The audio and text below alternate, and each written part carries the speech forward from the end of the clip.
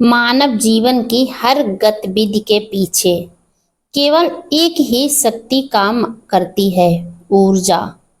सोचो, अगर शरीर में ऊर्जा नहीं तो हाथ पैर भी नहीं हिलेंगे, मस्तिष्क भी काम नहीं करेगा। अगर मन की ऊर्जा ना हो तो इंसान निराश, हारा हुआ और दुखी रहेगा। अगर आत्मा की ऊर्जा ना हो तो जीवन का कोई उद्देश्य ही नहीं बचेगा। इसी सत्य को समझने के लिए एक महान गुरु ने अपने शिष्यों को एक गहरी शिक्षा दी। यही हमारी कहानी है। एक गांव में एक जिज्ञासु शिष्य था। उसका नाम था आदित्य। वह बचपन से गुरु आश्रम में पढ़ता था।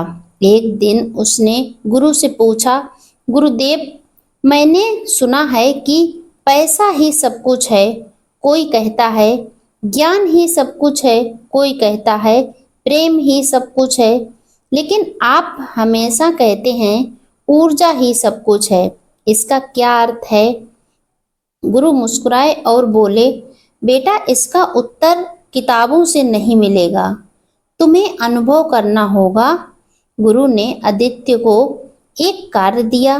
उन्होंने कहा, बेटा, 3 दिनों तक गांव में घूमो और लोगों से मिलो, देखो कि उनके जीवन में ऊर्जा का क्या स्थान है। आदित्य तैयार हुआ। वह खेत में गया। किसान हल चला रहा था, लेकिन थक कर बैठ गया। उसने कहा, बेटा, मेरे पास जमीन है, बीज हैं, बैल हैं, लेकिन शरीर की ऊर्जा नहीं। जब तक ऊर्जा है तब तक खेती है, और जब यह चली जाती है तो सब व्यर्थ है। आदित्य सोच में पड़ गया। फिर वह व्यापारी के पास गया। व्यापारी ने कहा, मेरे पास बहुत पैसा है, लेकिन अब उम्र ढल रही है, शरीर में ऊर्जा नहीं बची। पैसा पड़ा है, लेकिन मैं उसका उपयोग भी नहीं कर पाता। असली धन तो ऊर्जा है। फिर वह एक कलाकार से मिला। कलाकार ने कहा, मैं तब तक चित्र बनाता हूँ जब तक मन में ऊर्जा होती है।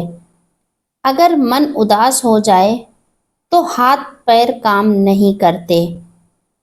कला मन की ऊर्जा से चलती है। 3 दिन बाद आदित्य लौटा और उसने अपने अनुभव गुरु को बताए। गुरु ने कहा, बेटा, यही सत्य है। धन, ज्ञान, प्रेम, सबका आधार ऊर्जा है। शरीर में ऊर्जा है तो इंसान मेहनत करता है, मन में ऊर्जा है तो इंसान सपने देखता है, आत्मा में ऊर्जा है तो इंसान महान कार्य करता है। गुरु ने आदित्य को समझाया कि ऊर्जा 3 प्रकार की होती है। पहली, शारीरिक ऊर्जा, भोजन, व्यायाम, नींद से मिलती है। अगर शरीर थका है तो कोई काम संभव नहीं है। दूसरी ऊर्जा, मानसिक ऊर्जा, सकारात्मक सोच, लक्ष्य, आत्मविश्वास से मिलती है। यह ना तो इंसान डिप्रेशन और डर में जीता है।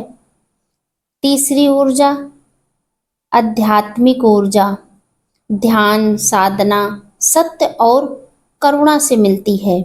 यही ऊर्जा इंसान को अमर बना देती है। गुरु ने आदित्य की परीक्षा लेने के लिए उसे जंगल भेजा। उन्होंने कहा, 3 दिन जंगल में रहो, बिना गुस्से, बिना डर के, केवल अपनी ऊर्जा पर भरोसा करके जीवित रहो। जंगल में आदित्य को भूख लगी, लेकिन उसने धैर्य रखा। उसे जंगली जानवर मिले, लेकिन उसने ध्यान और साहस से मन को स्थिर रखा। 3 दिन बाद वह और भी मजबूत होकर लौटा। गुरु ने कहा, देखा बेटा, जब तुमने अपनी ऊर्जा को संभाला तो प्रकृति ने तुम्हारा साथ दिया। जीवन में जीत हार बाहर से नहीं आती, यह सब ऊर्जा के नियंत्रण पर निर्भर है। गुरु ने उसे इतिहास के उदाहरण दिए। गौतम बुद्ध राजकुमार होकर भी जब तक भीतर ऊर्जा जागृत नहीं हुई तब तक सत्य की खोज संभव न हुई। स्वामी विवेकानंद, उन्होंने कहा, उठो, जागो और स्वयं को शक्तिशाली बनाओ। ऊर्जा ही सफलता का रहस्य है। महात्मा गांधी, उनके पास सेना नहीं थी, धन नहीं था, लेकिन उनके भीतर की आध्यात्मिक ऊर्जा ने पूरे साम्राज्य को हिला दिया। गुरु ने आदित्य को 7 सूत्र दिए, जीवन बदल देने वाली बातें भी समझाई। पहली, सकारात्मक सोचो। नकारात्मक विचार ऊर्जा को खा जाते हैं। दूसरा, सुबह व्यायाम करो, यह शरीर को नई ऊर्जा देता है। तीसरा, स्वच्छ आहार लो, भोजन ही शरीर की असली ऊर्जा है।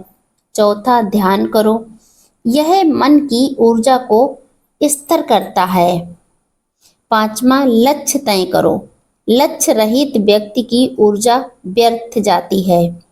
और छठा, समय का सम्मान करो, समय की बर्बादी ऊर्जा की बर्बादी है। और सातवां, करुणा और सेवा करो, दूसरों के लिए जीना आत्मा की ऊर्जा को बढ़ाता है। कुछ वर्षों बाद आदित्य गांव का सबसे ऊर्जावान और प्रेरणादायक व्यक्ति बन गया। लोग कहते, उसके पास न केवल शरीर की ताकत है, बल्कि मन की शक्ति और आत्मा की रोशनी भी है। गुरु प्रसन्न होकर बोले, बेटा, अब तुम समझ गए हो कि ऊर्जा ही सब कुछ है। अगर इंसान अपनी ऊर्जा को सही दिशा में लगाना सीख जाए तो असंभव भी संभव हो जाता है। यह कहानी हमें यही सिखाती है, पैसा खत्म हो सकता है, रिश्ते बदल सकते हैं, लेकिन ऊर्जा साथ रहती है। सही ऊर्जा ही जीवन को महान बनाती है। इसीलिए हर दिन यह सोचकर उठो, मुझे अपनी ऊर्जा को बचाना, बढ़ाना और सही कामों में लगाना है। याद रखो, ऊर्जा ही सब कुछ है। जो इसे समझ गया वही जीवन का असली विजेता बन गया। ऊर्जा ही सब कुछ है। इसे अच्छे से समझाने के लिए कुछ पॉइंट भी बताए गए हैं। पहला, प्रारंभ, प्रश्न से शुरुआत। सुनसान पहाड़ी की चोटी पर एक प्राचीन आश्रम था। वहां के आचार्य आदित्य अपने गहन ज्ञान और तपस्या के लिए प्रसिद्ध थे। दूर दूर से लोग उनके पास जीवन के प्रश्न लेकर आते थे।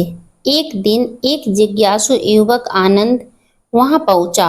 उनकी आंखों में बेचैनी और मन में अनगिनत प्रश्न थे। आनंद ने पूछा, गुरुदेव, लोग कहते हैं कि पैसा सब कुछ है, कुछ कहते हैं कि समय सब कुछ है, तो कुछ कहते हैं कि भगवान ही सब कुछ है। लेकिन मैं आपसे जानना चाहता हूँ कि जीवन में सचमुच सबसे मूल्य चीज क्या है? गुरु ने बताया, बेटा, जीवन में सबसे मूलभूत चीज है ऊर्जा। यही जीवन की धड़कन है, यही ब्रह्मांड की नींव है, यही आत्मा का प्रकाश है, यही ऊर्जा। यदि ऊर्जा नहीं है तो कुछ भी नहीं है। दूसरा, शिष्य की उलझन। आनंद चौंक गया। गुरुदेव, क्या आप कहना चाहते हैं कि धन, समय, मित्रता, बुद्धि, प्रेम, इन सबसे बढ़कर ऊर्जा है? पर ऊर्जा तो दिखती नहीं, छूती नहीं, तो यह सब कैसे हो सकती है? गुरु ने गंभीर स्वर में कहा, बेटा यही तुम्हारा पहला भ्रम है। ऊर्जा दिखती भी है और छूती भी है। तुम्हारी हर सांस, हर धड़कन, हर विचार ऊर्जा का ही रूप है। आओ मैं तुम्हें कुछ उदाहरणों में समझाता हूँ। पहला पाठ सिखाया गुरु ने, शरीर में ऊर्जा। गुरु आनंद को पास के नदी किनारे ले गए। वहां एक बड़ा पत्थर पड़ा था। इसे उठाओ। आनंद ने पूरी ताकत लगाई, लेकिन पत्थर हिला भी नहीं। गुरु ने कहा, यह देखो, तुम्हारे पास ऊर्जा सीमित है, इसीलिए पत्थर नहीं हिल पाया। लेकिन यदि तुम्हारे शरीर में अधिक ऊर्जा होती तो तुम इसे उठा सकते थे। अब सोचो, यदि तुम्हारे शरीर में ही सारी ऊर्जा चली जाए तो क्या होगा? आनंद बोला, तब तो मैं मर जाऊंगा। गुरु ने कहा, यही बात है बेटा। जीवन और मृत्यु का भेद केवल ऊर्जा का भेद है। जब ऊर्जा बढ़ती है तो जीवन है, जब रुक जाती है तो मृत्यु है। चौथा पाठ पढ़ाया, मन की ऊर्जा। गुरु ने फिर पूछा, क्या कभी तुम्हें ऐसा हुआ कि शरीर स्वस्थ था पर मन इतना थका हुआ था कि काम करने का मन ही नहीं हुआ? आनंद ने सिर हिलाया। हाँ गुरुदेव, कई बार परीक्षा की तैयारी के समय ऐसा ही हुआ था। शरीर बैठा था पर मन थक गया था। गुरु बोले, यही है मानसिक ऊर्जा। यदि मन की ऊर्जा घटे तो शरीर भी नाकाम हो जाता है, पर यदि मन ऊर्जा से भरा हो तो कमजोर शरीर भी चमत्कार कर सकता है। यही कारण है कि सैनिक युद्ध भूमि में घायल होने पर भी लड़ते रहते हैं, क्योंकि उनके मन की ऊर्जा उन्हें चलाती रहती है। पांचवा पाठ पढ़ाया गुरुजी ने, विचार की ऊर्जा का। गुरु आनंद को आश्रम के पुस्तकालय में ले गए। वहां उन्होंने एक दीपक जलाया। देखो, यह छोटा सा दीपक है, लेकिन जब तक इसमें तेल और बाती है, यह अंधकार को मिटा देता है। यही तुम्हारे विचार हैं। यदि विचार सकारात्मक हैं तो पूरी जिंदगी प्रकाशमय हो जाती है। नकारात्मक विचार अंधकार की तरह सब कुछ ढक लेते हैं। याद रखो, एक विचार की ऊर्जा पूरी दुनिया बदल सकती है। क्या तुम जानते हो कि बुद्ध, महावीर, ईसा, गांधी, विवेक, सबने दुनिया को अपने विचारों की ऊर्जा से बदल दिया। आनंद ने गहरी सांस ली। उसे लगने लगा कि सचमुच ऊर्जा ही सब कुछ है। भावनाओं की ऊर्जा का फिर पाठ पढ़ाया गया। गुरु बोले, बेटा प्यार की शक्ति देखी है। एक माँ अपने बच्चे के लिए किस हद तक जा सकती है। एक सैनिक अपने देश के लिए प्राण न्यौछावर कर देता है। यह सब भावनाओं की ऊर्जा है। नफरत की ऊर्जा भी उतनी ही शक्तिशाली है, लेकिन विनाशकारी। एक व्यक्ति का गुस्सा पूरे परिवार को तोड़ सकता है। इसीलिए बुद्ध ने कहा, करुणा और मैत्री की ऊर्जा सबसे पवित्र है।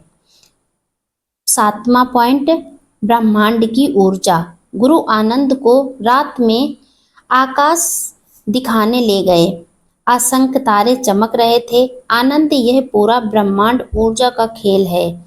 आधुनिक विज्ञान कहता है कि हर कण ऊर्जा है। सूरज ऊर्जा देता है तो जीवन चलता है। पृथ्वी ऊर्जा से घूमती है। नदी बहती है क्योंकि उसमें ऊर्जा है। यदि ऊर्जा रुक जाए तो ब्रह्मांड भी समाप्त हो जाएगा।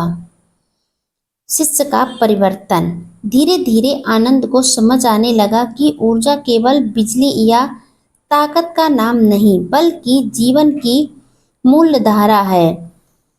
उसने गुरु से पूछा, गुरुदेव, यदि ऊर्जा ही सब कुछ है तो इसे बढ़ाने का मार्ग क्या है? गुरु ने उत्तर दिया, बहुत सरल है, सांस पर नियंत्रण। क्योंकि सांस ही जीवन ऊर्जा है। सकारात्मक विचार, नकारात्मक सोच ऊर्जा को खत्म कर देती है। संतुलित आहार, शुद्ध भोजन ऊर्जा को बढ़ाता है। ध्यान, मन को केंद्रित करके ऊर्जा को सुरक्षित रखना। करुणा और सेवा, दूसरों के लिए जीना ऊर्जा को और बढ़ा देता है। वास्तविक परीक्षा, एक दिन गांव में महामारी फैल गई, लोग बीमार पड़ने लगे, गांव वाले डर कर घरों में छिप गए।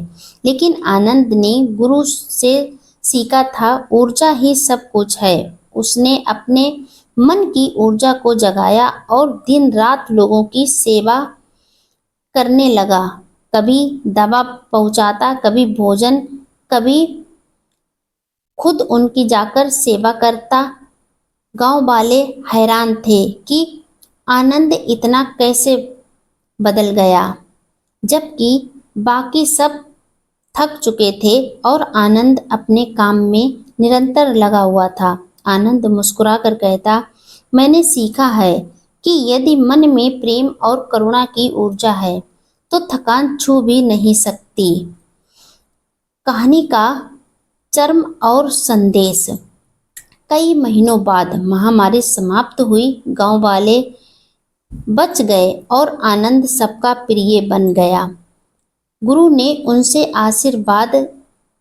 आशीर्वाद दिया, बेटा, अब तुम समझ गए हो कि ऊर्जा ही सब कुछ है।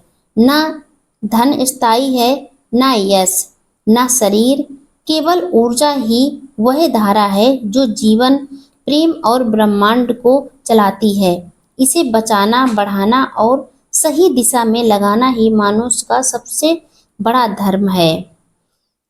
प्रिय पाठक, इस कहानी से हमें यह शिक्षा मिलती है, जब हम निराश होते हैं तो वास्तव में हमारी ऊर्जा घट रही होती है। जब हम खुश और सफल होते हैं तो हमारी ऊर्जा प्रबल होती है। हम चाहें तो ध्यान, प्राणायाम, सेवा और सकारात्मक सोच से अपनी ऊर्जा बढ़ा सकते हैं। जो अपनी ऊर्जा को बचा लेता है और सही दिशा में लगा देता है, वही जीवन में विजेता बनता है। इसीलिए हमेशा याद रखिए, ऊर्जा ही सब कुछ है। आपके विचार, भावनाएं, कर्म सब ऊर्जा से ही बने हैं। इस ऊर्जा को संभालिए, यही जीवन का असली खजाना है। वीडियो लाइक, शेयर, कमेंट करें। अगर आप मेरे चैनल पर पहली बार आए हैं तो चैनल को सब्सक्राइब करके बेल आइकन जरूर प्रेस कर दें, जिससे